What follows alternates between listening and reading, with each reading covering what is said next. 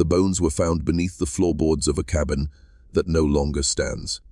Small bones, a child's ribs, splintered and dark with age, wrapped in a hand-sewn cloth that had turned the color of old blood.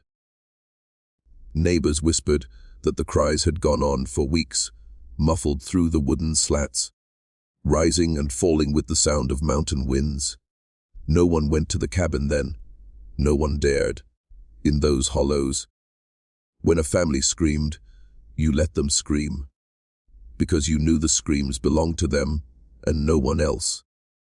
What lingered in that room was not death alone, but something older, an echo of a bloodline unraveling, folding into itself like a snake devouring its own tail. To step inside was to feel the air turn thick, heavy, unnatural. The walls seemed to breathe. The floor sagged as though weary with secrets. And in that silence, broken only by the shifting of mice in the rafters, you could hear something else, the faint sound of hands scratching at wood, as if the past itself refused to stay buried. This is where the story begins, not with discovery, but with decay. A family who chose themselves again and again until bloodlines turned to knots, until faces no longer resembled strangers but mirrors distorted by generations.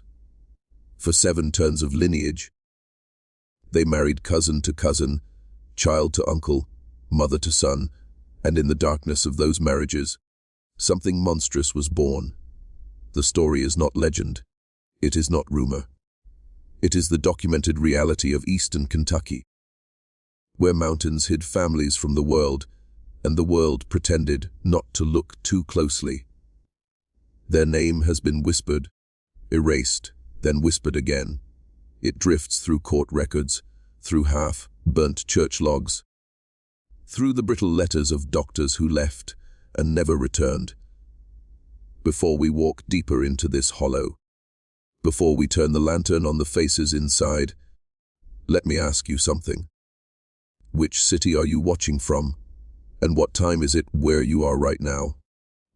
Write it down below, so when others come searching for the same story, the same secret, they'll see your words like carved initials on a gravestone, proof that someone else has been here before. Because after this, after the first door opens, the story cannot be unheard. The mountains of eastern Kentucky are older than memory itself.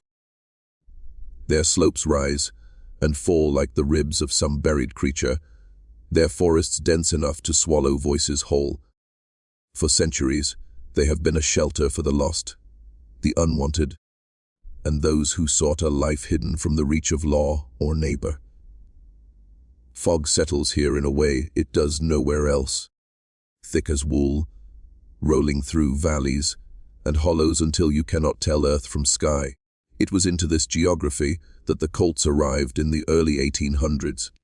Samuel and Martha, their wagon drawn by 2 broken horses, carrying nothing but a Bible, a rusted rifle, and the fierce belief that the world beyond these ridges had nothing left for them.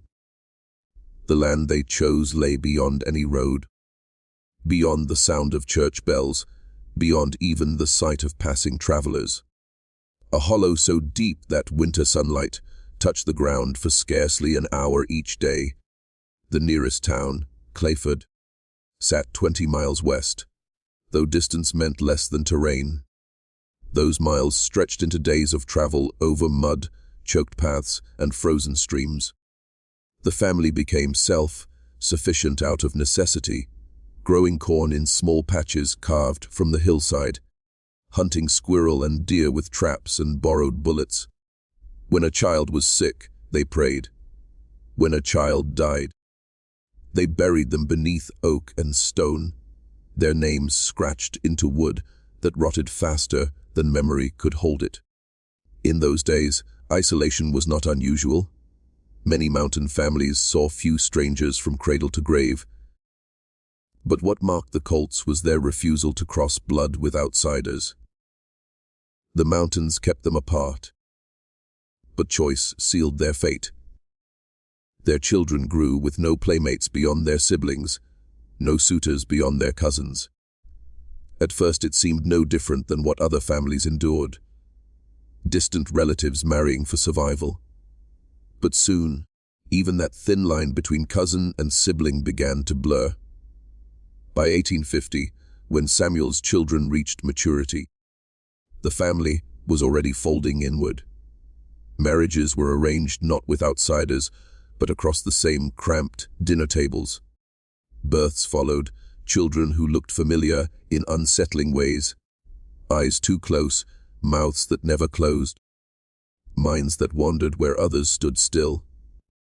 The outside world might have noticed, but the outside world did not care. To the county, the Colts were just another mountain clan. To the church, they were irregular parishioners who came down only for baptisms and burials. The hollow kept its secrets well. Snow-buried trails in winter, swollen creeks erased footprints in spring, and summer heat drew vines that swallowed cabins whole.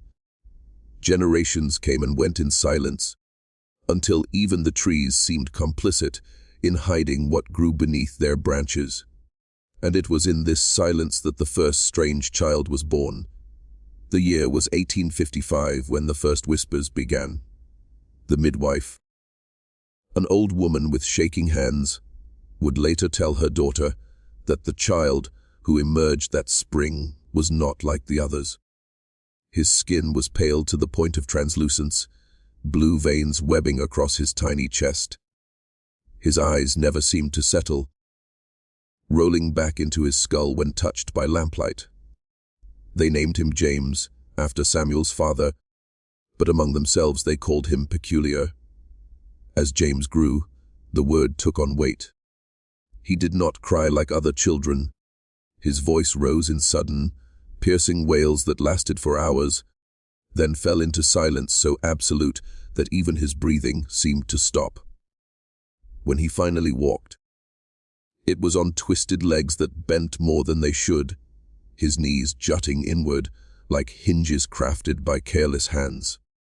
Neighbors who visited rarely, perhaps once or twice a year, noticed the boy immediately. They asked polite questions, but their eyes lingered too long, their smiles stiff. Afterward, the Colts would hear rumors carried down the mountain. Talk of a cursed child, a punishment, an omen. Samuel dismissed it all. Martha, however, began keeping James close, never letting him stray too far from her skirts, as if distance might let someone else see him too clearly. By the age of 7, James had developed habits that unsettled even his kin. He wandered at night, scratching symbols into the dirt outside the cabin, circles within circles that no one could read. Sometimes he spoke to no one, muttering names the family did not recognize, holding conversations with empty air. Once, his sister awoke to find him standing by her bed, his face inches from hers, whispering in a voice not quite his own. But the strangest thing was his memory. James seemed to recall events that had happened before his birth. He spoke of Samuel's first cabin, long since collapsed, describing the layout in detail no child could have known. He told his uncle of a hunting trip from 20 years earlier, naming the ridge, the path, even the exact place where a deer had fallen. When asked how he knew, he only shrugged, saying, "It was me before." The family began to fear him, though they would never admit it aloud. His brothers kept their distance. His sisters whispered prayers when he entered the room. Even Samuel, stern and stubborn, sometimes avoided his gaze, unsettled by eyes that seemed older than the child who bore them. Still, James was blood. And in these mountains, blood was everything. His peculiarities were folded into the rhythm of the household, his strangeness tolerated as part of the family's lot. To question him too deeply would be to question themselves, and that was a darkness they were not yet ready to face. But in the stillness of the night, When the lanterns burned low and the crickets sang, more than one cult child confessed to hearing something else. James's voice, whispering through the cracks of the cabin walls, even when he was fast asleep. James was not an accident. He was a beginning. In the decades that followed, the cult family multiplied within its hollow like roots twisting underground. Cousins married cousins, uncles took nieces, and children were born who carried faces that seemed copied and blurred, as though the blood had begun to lose its memory of difference. The hills had always whispered about the cults, but by the 1880s, those whispers thickened into warnings. Travelers spoke of seeing children with too many teeth, of hearing voices in the woods that echoed their own words back at them, but slower, like something was listening, then learning. Some of these tales were surely rumor, the mountain folks' fondness for superstition, and yet, in Clayford, mothers still told their daughters not to walk east after sundown, not toward the cult hollow. The strangest thing was how the cults seemed untouched by time. Other families thinned, their children scattered to mines and factories, but the cults stayed rooted. Their cabins multiplied into a patchwork village, each home no more than a stone's throw from another, all bound by the same blood. Outsiders almost never entered, and those who did returned uneasy, speaking of silence so dense it pressed against the skin, as though sound itself could not escape the valley. Generations of children were born, and among them were always the peculiar ones. A boy who never spoke, but could whistle the call of every bird in the forest. A girl who grew to womanhood without ever shedding her baby teeth. Infants who lived only weeks, their bodies small and twisted, carried into the woods at night and buried where no marker was set. The cults did not speak of these things. They lived them. They endured them. They carried them forward. James, the first peculiar child, lived longer than most. He became a kind of elder, though he never truly grew old. His hair thinned but did not gray. His skin sagged but never wrinkled. By the turn of the century, when other men his age had gone to ground, James still walked the hollow, stooped but watchful. Some swore his eyes had turned black with age, the whites gone entirely. Others swore that when he spoke, the wind in the trees went quiet to listen. It was around this time that the cults stopped appearing at church altogether. They baptized their own, buried their own, and answered to no authority but their own blood. The county listed their births in scattered records, their deaths in half-remembered notes, but the family tree became a tangle too dense for outsiders to read. By 1910, the hollow had taken on a new name among the townsfolk. They called it the Blind Valley. They said nothing could grow there straight, neither tree, nor crop, nor child. And yet, still the cults endured. The Blind Valley might have remained forgotten, swallowed whole by its own silence, had the outside world not crept closer. By the 1920s, the coal companies were carving roads into the mountains, hungry for black stone hidden beneath the ridges. Surveyors began marking the land, and in their notebooks they recorded more than soil and rock. They wrote about people, strange people, living in a hollow that did not appear on any county map. At first it was curiosity. A journalist from Louisville rode in with a photographer, hoping to capture the backwoods spectacle of an inbred clan. His article never saw print. Some say the photographs were blurred beyond use, faces indistinct as though the camera itself refused to hold them. Others claim the journalist returned home shaken, his notes destroyed, his reputation collapsing soon after. But the attention could not be stopped. By 1933, county officials sent a doctor into the hollow to record the health of the children. His report survives in fragments. Descriptions of crossed eyes, stunted growth, jaws that jutted forward, skin so pale it appeared powdered with chalk. More disturbing were his notes on behavior. Children who hissed when approached, men who grinned without speaking, women who laughed in high, animal tones. He concluded the family was the product of closed bloodlines and degeneracy. What he did not explain was why so many of the children bore birthmarks, shaped like circles, burned dark against their skin. The state considered intervention, removing the children, dispersing the family, but the depression silenced such efforts. There were too many poor, too many hungry, and the colts were simply left to themselves. The road crews learned to skirt the valley, leaving it untouched. An island of shadow in a world rushing forward. Strangers who did wander too close often told unsettling stories.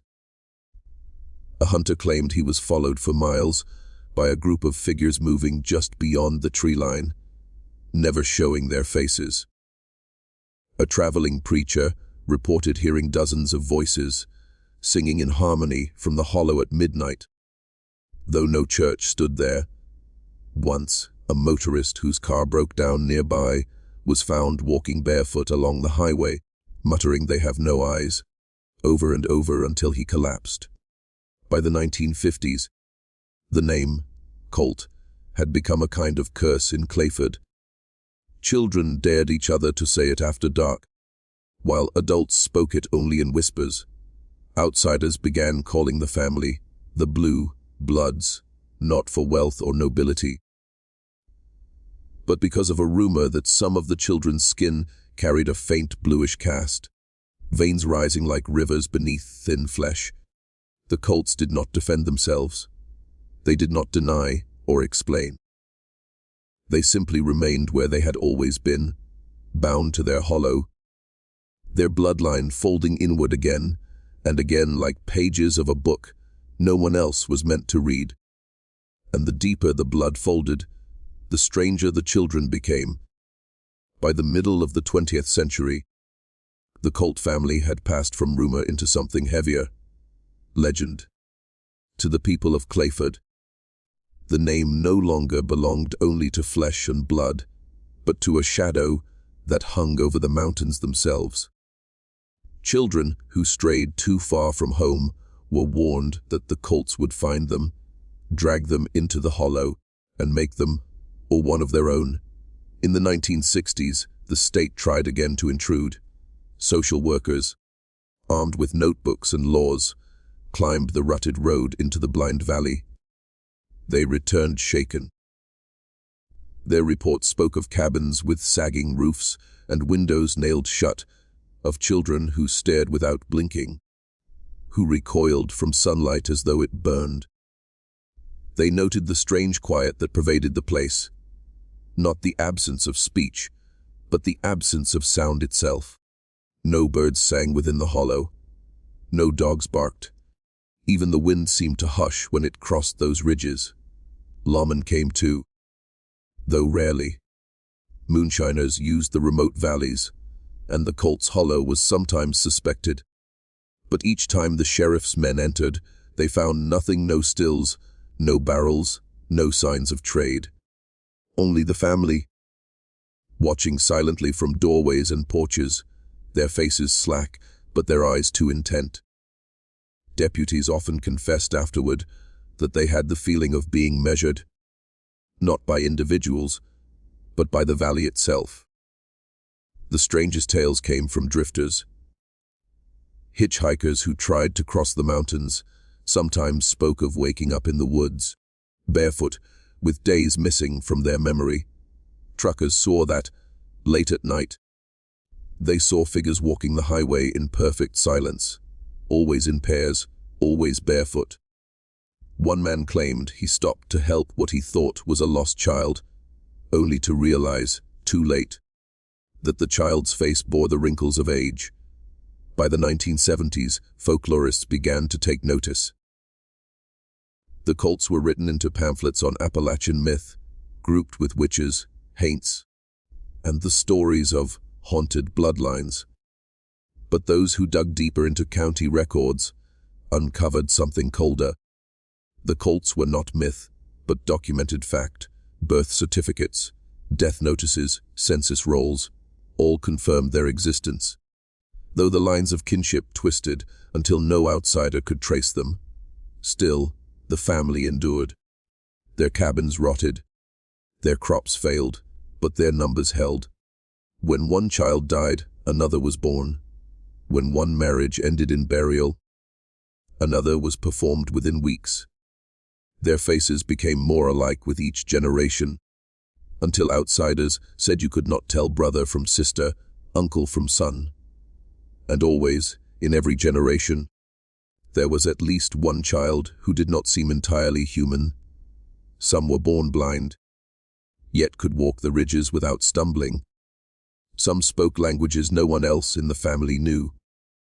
Others lived short, stunted lives, their bodies wasting even as their eyes glowed with a strange, unnatural brightness. By the 1980s, the Blind Valley was more than a place. It was a warning, a reminder that some families were not meant to be seen by the world outside, and some bloodlines were better left to vanish into the soil. But the cults did not vanish. They remained.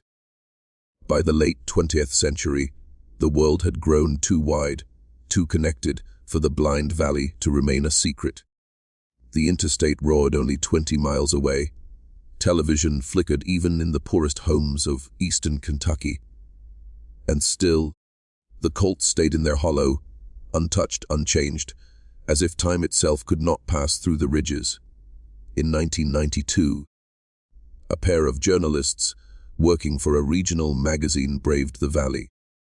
Their article, "The Last Isolated Family," was the first to bring the cults to national attention.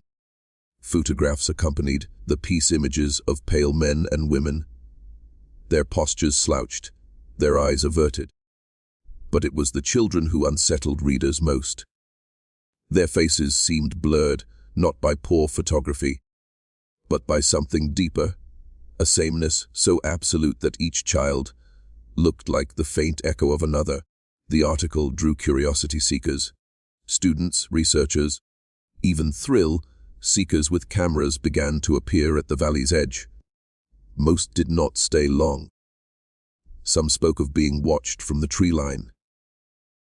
Others described hearing whispers, their own names carried on the wind. A few simply vanished, their cars abandoned on the roadside, their bodies never found. By the early 2000s, the state intervened at last. Officials declared the hollow unfit for habitation.